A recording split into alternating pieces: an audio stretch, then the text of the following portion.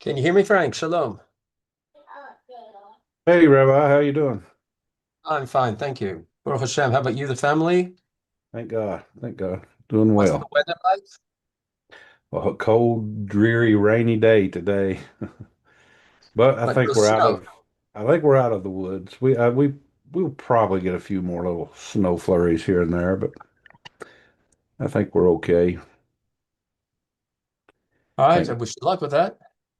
thank God. What about you? What kind of weather's Israel have right now? Uh, Most of the country, it's been sort of strange. Um, we occasionally get these sort of few days of dust. It Mm, blows in, it seems, from the Sahara through Egypt. Somehow it gets to us.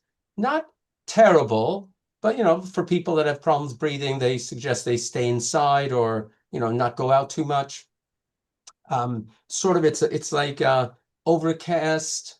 You don't get a bright sun, so the weather is mild, the temperatures, but that's a bit of an issue. And of course, everything becomes quite dusty and sandy. Your cars and so on. It doesn't happen that often, maybe once a year for a day, and this has been for a few days.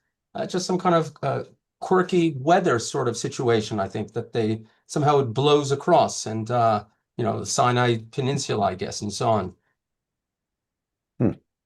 But we're okay. Everybody here is worried about or anxious to see what's going to happen with the negotiations of the American administration and Iran. Hmm. Yeah. I think they're taking place in Geneva. Um, I don't think, well, we don't have much hope and that anything good is going to come of it.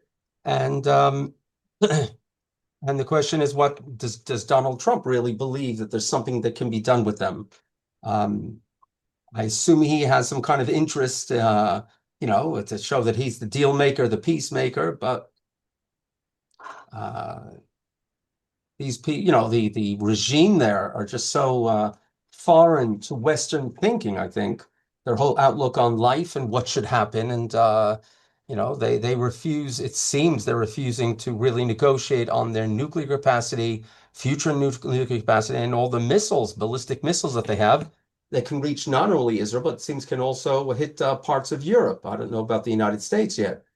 So a regime and a regime where most of the Middle East are afraid of them, and I'm talking about the Muslims are afraid of them because they feel that God forbid they should get a nuclear device and so on. So if right now I think everybody's rooting in this area that the Americans, the United States, the military should deal a death blow to the regime so that the people of Iran, who seem to be, many of them, not all of them, but many of them are modernized or at least are rational thinkers and would like to see prosperity and peace. They themselves are suffering. The economy is terrible there because of the sanctions that have been going on for years and the fact that the regime has been sponsoring world terrorism instead of taking care of its own. So it's a very strange situation.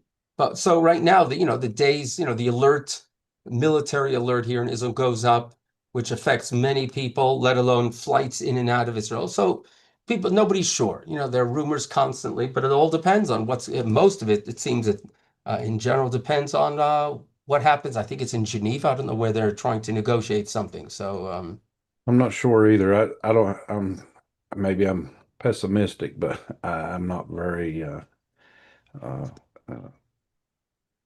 I don't have a very good outlook for it. I see it eventually spiraling into some type of conflict that it's inevitable. Um, I just well, don't.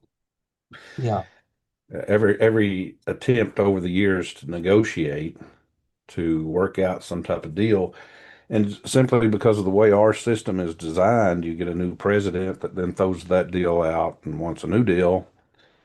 And other countries say they can't trust us because the deals don't last, and that's true. There's truth to that.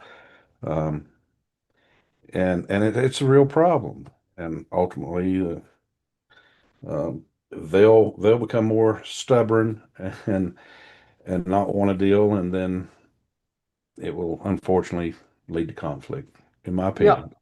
I think, yeah, no, I think in no democracy, nobody wants war. Everybody realizes war is terrible. Nobody really, well, somebody comes out maybe the victor and better off than they were before, but it hurts so many, and even the people who fight. It's a costly thing.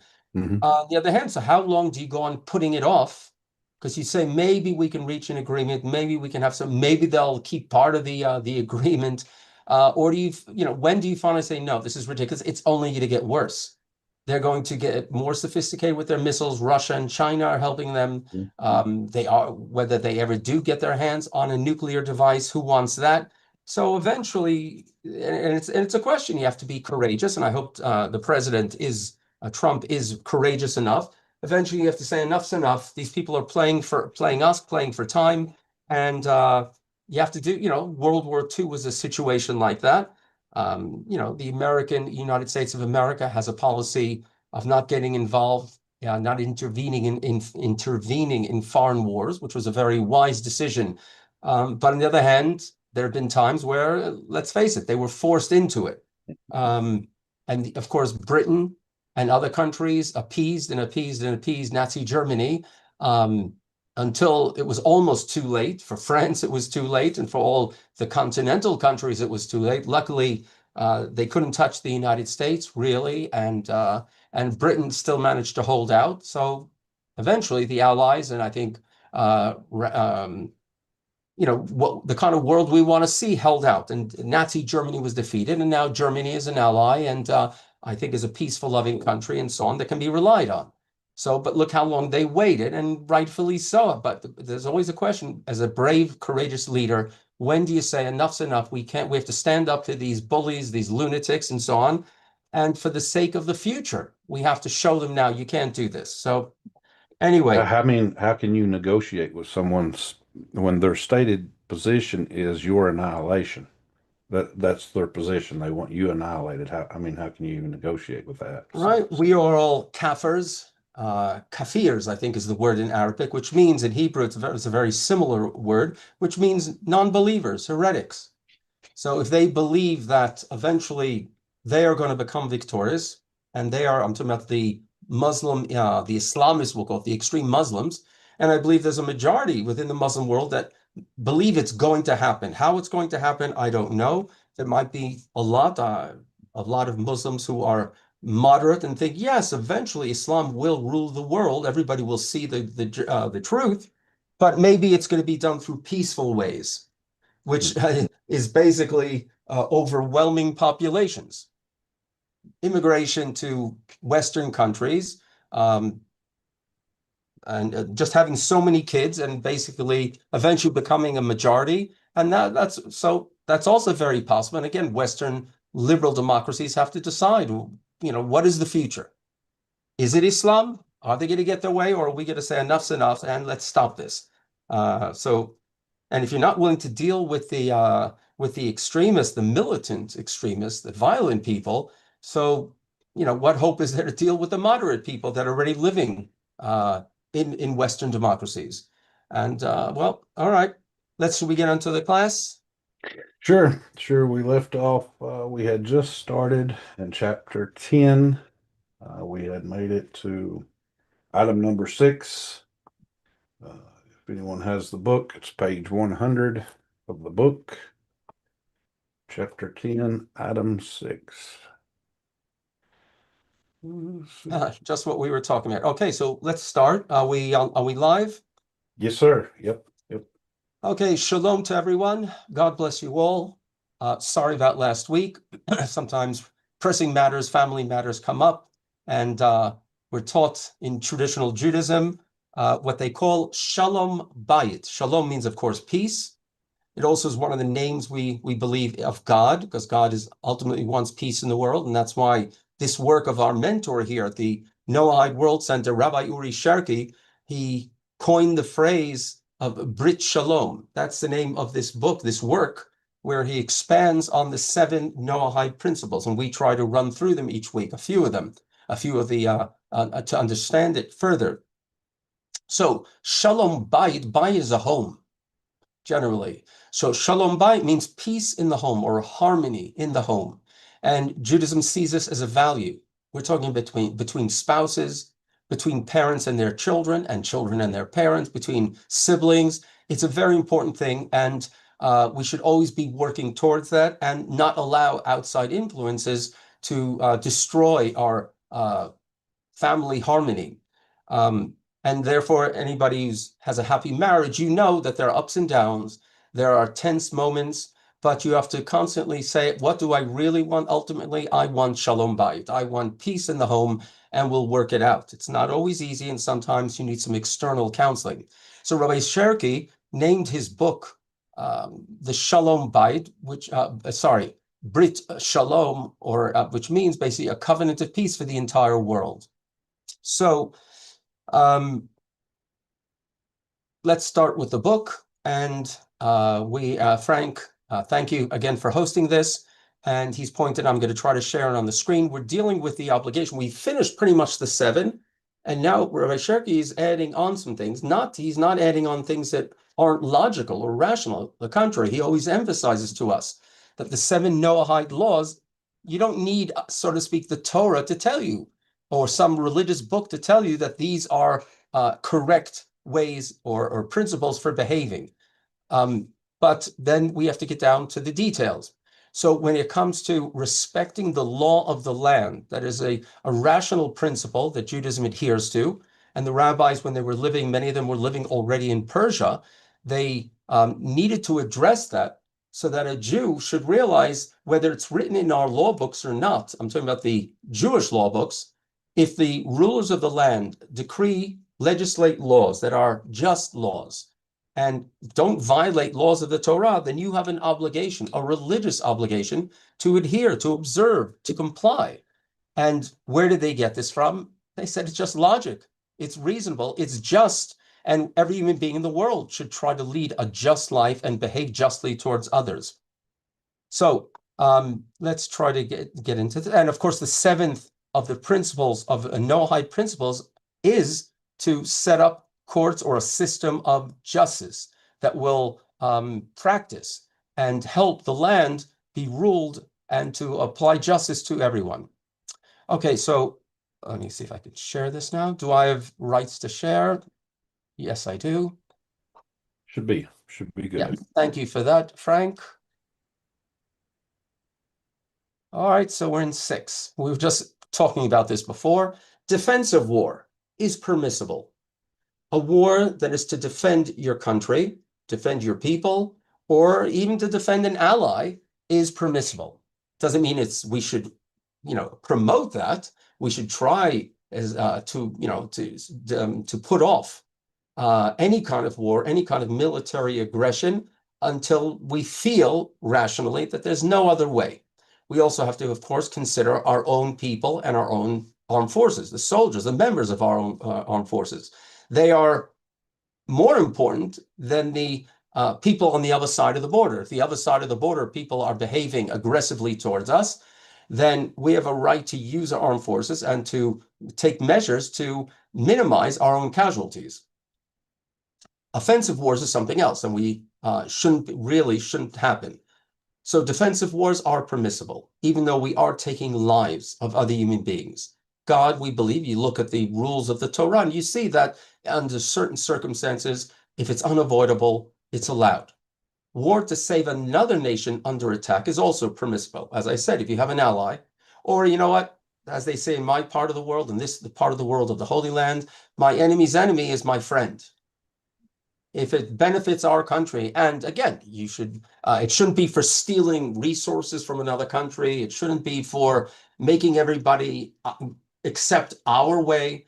But if another nation, a second nation, has been threatening your country, for instance, and there's a third nation involved that they are willing to ally you, or they are under threat by this second nation who is warfare or are behaving unjustly or unfairly, then you have the right to go to war to save the other nation. And of course, World War II was about that. World War I, bit of a crazy situation. We won't go into that, but you've probably all learned about these things.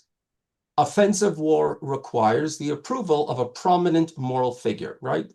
Rabbi Cherki here, also in my words, We differentiate between a defensive war and an offensive war. Defensive war, by its nature, by its word, by the terminology, it's to defend our lives or our land or our property or an allied nation from conquest or from being attacked by another nation, by another country, or by terrorists or whatever it is.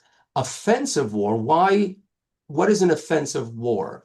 Well, it's where it's not for your own defense. You're not worried about being invaded or something like that. So then why should it be justified at all?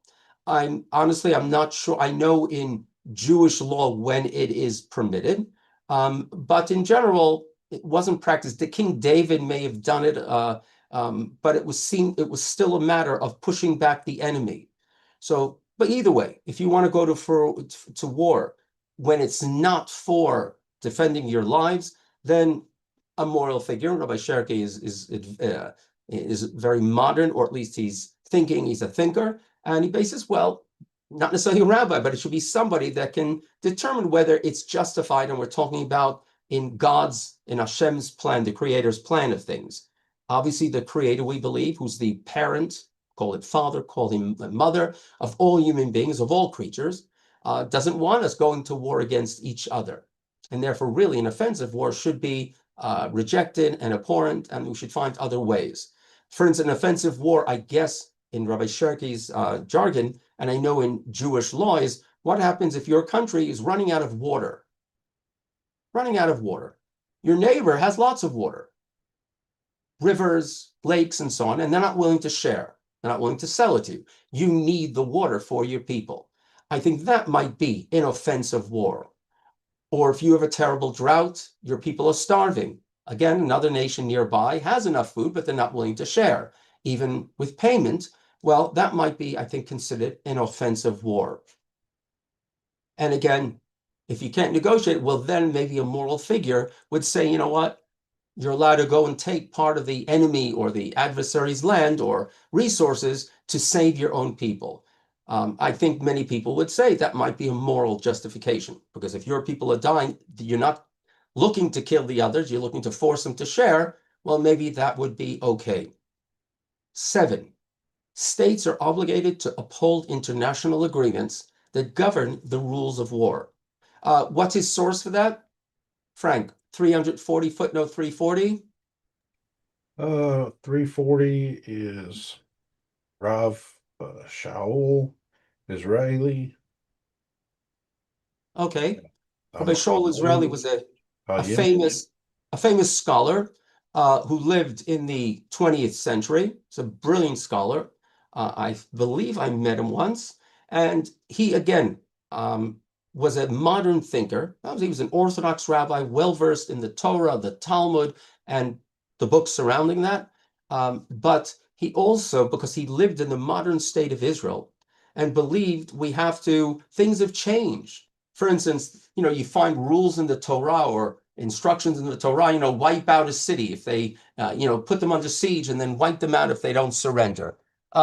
Obviously, we don't want to live in a world that still is being practiced or is allowed, and that nobody has to, and that people might think that is still morally correct. So, and what is a modern state? How do you fit in modern state government democracies with the ancient, sort of notions that you find in the Torah? It doesn't mention really anything about democracy, about the rule of the people, and so on. So he took it upon himself to start thinking about these things, looking for writings of ancient times, of earlier times, to try to figure out what the Torah would say. What do we believe God wants? How do we know what God wants if we don't have prophets today and it isn't written explicitly? Well, then we try to use the principles of justice, of peace, of harmony, not taking another life, in order to, and still laws that are instituted by convention, by agreement of people, of the local people, or of nations surrounding us.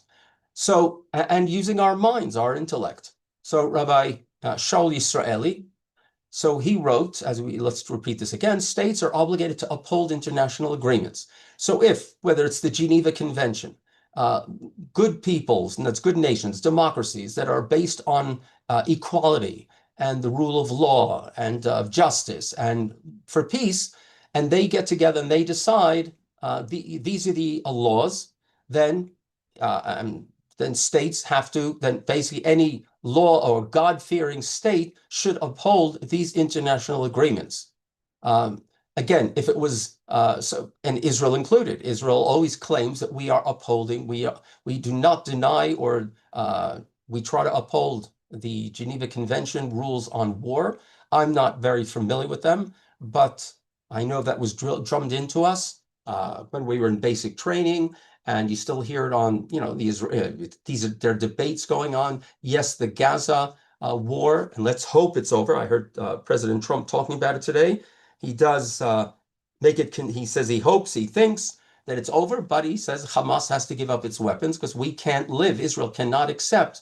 And I think the American administration has accepted this. But as you said before, Frank, elections, what, 2 years, 3 years, another president might get elected and say, no, Israel can't do it. Hamas has to be appeased. And we hope that that the next president from whichever party he'll be will recognize that this can't happen. We're dealing with terrorist extremists.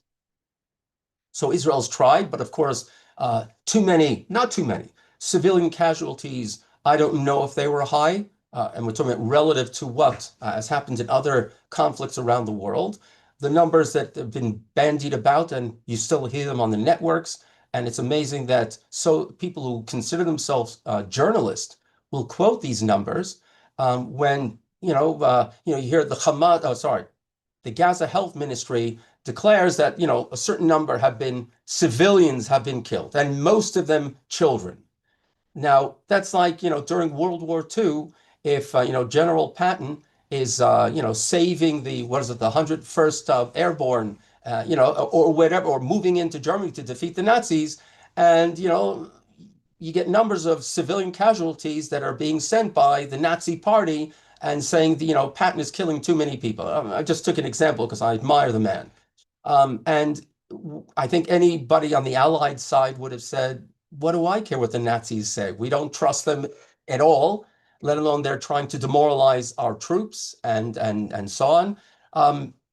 So it's ridiculous that people will quote these numbers. Israel has tried to minimize casualties. Yes, it has cost lives on our side of our military, our members of our military forces, when the Israeli Air Force and artillery were forbidden to or were banned to bomb civilian neighborhoods that were supposed to be evacuated because they knew there were terrorists there under the ground, and they were told no. And the Israeli military justice, or whatever it's called, refused to allow these kind of bombardments that they had at the beginning had done, and they were told you can't do that because they were worried about what was being screamed about around the world in these protests. Personally, I think every Israeli soldier deserves his own life. He's not less important than any civilian, and again, with great sorrow. But as you'll hear, many people who I think are fair will say that any civilian that died in the conflict was who's responsible, who's to blame? Hamas and anybody who supports them. So anyway, let's move on. But this is interesting. Rabbi Cherki quotes Rabbi Shaul Yisraeli that all states who consider themselves okay, just in the eyes of God, righteous in the eyes of God, should have to uphold the international agreements. Because we do believe, from a rational point of view, that democracies want to do the right thing. And if enough democracies get together and make these agreements, then to govern the rules of law, then they should be abided by, they should be governed. And I think in general, they didn't go too far about certain things. Maybe they did, but they have to be applied equally in all conflicts. Not just Israel should be held to an Israel and Tzahal, the Israeli army, should be held to different standards than the United States, Britain, and other nations who have fought wars, and I think just wars, maybe overreaching, but they weren't judged in the same standards. So why is Israel being judged in the same standards? Okay, let's move on a little bit more. 8. The state has the authority to endanger the lives of its citizens by means of a military action. What happened? The state has the authority to endanger the lives of its citizens by means of a military action that promotes national security or by a war. So let's start with the last point. The state, the administration, the government has a right when it's promoting national security. They realize there's an enemy at its borders. There's an enemy state or group or terrorist group or militia that is threatening national security, whether with terrorist acts or through a war.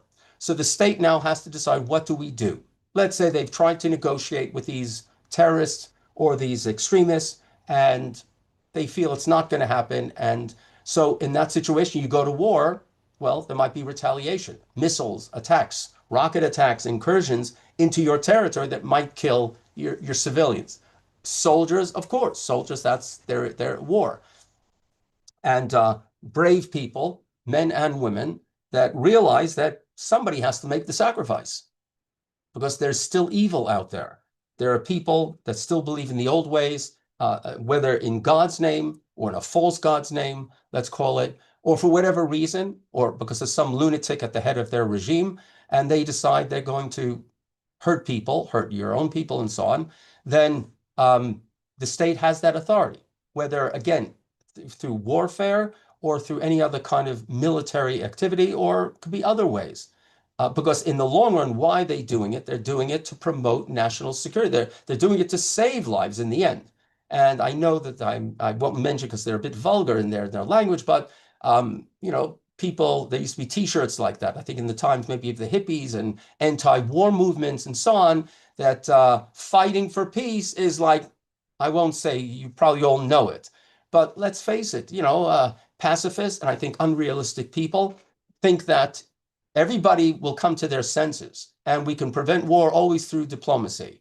Anybody who thinks that, I think, just hasn't read ancient history and even modern history, let alone just look what's going on, what certain countries, rogue countries or aggressive countries or dictatorships, the way they behave and what they say. And sometimes you need to take, I believe, and I want peace and I don't want anybody to die on either side, but sometimes you have to fight for what is right. And not everybody thinks rationally. Not everybody wants the same thing that most of us, you listeners, and I assume most people in democracies. The famous Anatoly Sharansky, who was what we call a prisoner of Zion. He was a Jew living in the Soviet Union and was arrested, sent to Gulag or whatever it was many years. Eventually, because of foreign pressure on the Soviet Union, he was released. I think some spies were released, being held by the Allies, by Britain, by the United States. But he wrote a book, and in his book, he analyzes democracies and dictatorships. And he said, if you look through history, two democracies have never gone to war at each other. Right? You have a democracy against a dictatorship or a dictatorship against a democracy, but two democracies always find a way to figure out the issue.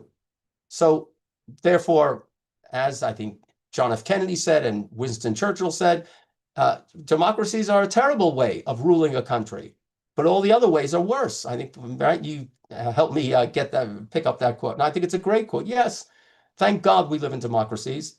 Anybody who criticizes whether the United States or any other democracy, okay, let them let them go to a dictatorship, let them live there if they think democracy is so bad. Do we have things that we have to improve both in the United States and in Israel? Of course. All right, let's just do one more. Proper conduct in wartime, right? This is the latter part of every chapter. Rabbi Cherki talks about, so how are we supposed to behave? And this is, I think, not only for countries, this is for anyone.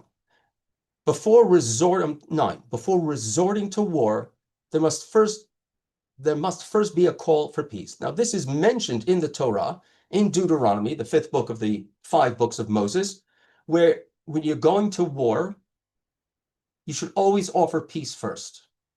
And it should be a reasonable peace. Reasonable, at least, not necessarily for the enemy. In the enemy's eyes, your country being destroyed is reasonable, but you should try to offer peace. Even if you think they're terrible people and so on, offer peace. And if they don't accept it, then you go to war. But God, the Torah obligates us to offer peace first, because again, peace, shalom, and shalom bayit. And if we look at the whole world as one home, right? It's God's home. God created the world as one family. All human beings were all the children of Noah. And God, as our parent, as any parent wants or dreams of, that all their children will be at peace with each other, that there will be shalom in the house. So the whole world is the home of the human race. God created it, gave us reason, intelligence, and gave us a moral compass inside of every one of us. With our minds, we're supposed to get clever people, good people together to figure out how to try to prevent world wars or wars, conflicts, military conflicts anywhere in the world. On the other hand, if we're not, what is, I think somebody else said that famous person that in order to, what was it? To try to create peace, something like that, you have to prepare for war. If you don't have a strong military, then there are going to be bullies in your area. They're going to try to take advantage, especially if you're a wealthy country like the United States. Then so prepare for war, have a military that is strong enough, but ask for peace, strive for peace, work towards peace. All right, thank you everyone for listening. Hope you're enjoying these classes. Frank, thank you for arranging this. Let's hope we'll hear about peace soon in our region, in Ukraine, and the world will keep on moving towards a world universal covenant that is based on these 7 principles. If any of you are feeling you're a bit alone, you're not alone. There are many out there, but you're spread out. Not only that, God is watching all of us. And this we believe is what God wants. So take confidence, take comfort, take strength in the fact that you're on the right path. We have to do more to apply these principles to our lives, making peace amongst people. It's all right to be angry at people, but calm down, figure out, can I live with this person in peace? And if so, figure out how to do it. The other person might not be ready for it. The other person might not want it because they're so hurt. But we should, in God's eyes, we should always strive for peace. So shalom to you all from Israel. Frank, thank you for arranging this. God willing, we'll see you all next week. Thank you, Rabbi. Thank you for your All time. right. Thanks everyone for joining. Did you have a time for a question or so, or? Sure, sure. Well, just to sort of push back on you a little bit, you mentioned um, doing a offensive war because your people are starving or thirsty. You don't have any water or food in your country, so you might be permitted. So I'm thinking maybe I'll get some questions on this, but you said you might be permitted to do an offensive war to save your people, but wouldn't that really be considered just stealing because of your own insufficiencies? You're going to go over and steal someone else's stuff, or wouldn't it be better to try to work out some kind of deal or something? And Definitely. I think I yeah, said that. I I mean, definitely, you're I mean, offering to buy to make the purchase. You're pleading with the country or the international alliance of nations, and you're pleading, say, we need this. My people can't live, can't survive. We're willing to pay for it, work for it, and so on. Um, and the country keeps telling you, or nobody's willing to help. Other countries keep saying, no, we're not interested. We're actually interested in your downfall, and so on. And again, I'm not so clear about this. I'm actually a bit surprised that Rabbi Cherki mentions this, but I know, for instance, Maimonides, he has a whole section on kings and the wars of kings. And there he also mentions the whole. There he goes into the whole idea of converting to being a Noahide as part of the Jewish faith, based on the Torah. But there he also mentions when a king is allowed to go to war and who he has to consult with before he goes to war. So it is mentioned in the Jewish tradition. Um, and as I said, well, the Jews went, first of all, when they arrived with Joshua and the tribes after the 40 years in the desert, they were commanded by God to rid the land of the Canaanites who had been idolaters and been a violent people. They weren't a hospitable people. After that, God doesn't command anyone to go to war except, a defensive war if you're being attacked, whether by the Philistines, by the Amalekites or the Edomites or whatever. According to our tradition, King David did expand the borders a little bit. Um, and some say that's why he wasn't allowed to build the temple. He prepared the temple in Jerusalem, but he wasn't allowed to build it. Some say because of the warfare. And his son Solomon, Shlomo, which if you look at it or listen to it, the word, his name, it sounds very much like Shalom. Shalom, Shlomo. He had a very relatively a peaceful realm. He had no wars in his time, and that's thanks to King David, and of course, thanks to Hashem's guidance. But it's not something it should be promoted, but it could be allowed. And it's interesting that can you imagine if you said to Napoleon, and France lacked for nothing, right? But let's say you said to Napoleon, listen, you can go to war, but you got to go speak to, I don't know, the bishop, or get a group of philosophers together, and whatever they say goes. That's what are you kidding? How many dictators would have, said we're going to first, we have to get an okay, a green light from our moral bank of thinkers. So what the Torah is really saying, or what is that it's if you do want to go to an offensive war, make sure you have the moral right to do it. What would be that? I was thinking on my feet, what would be a moral justification for going to war if your people are starving? And again, it's not just going and stealing it.